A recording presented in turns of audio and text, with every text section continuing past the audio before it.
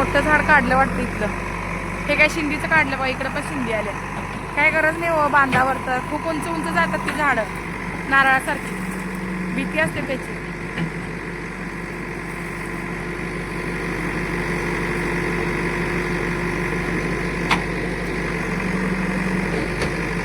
आता ते मोठं काट्याचं झाड पण काढतात.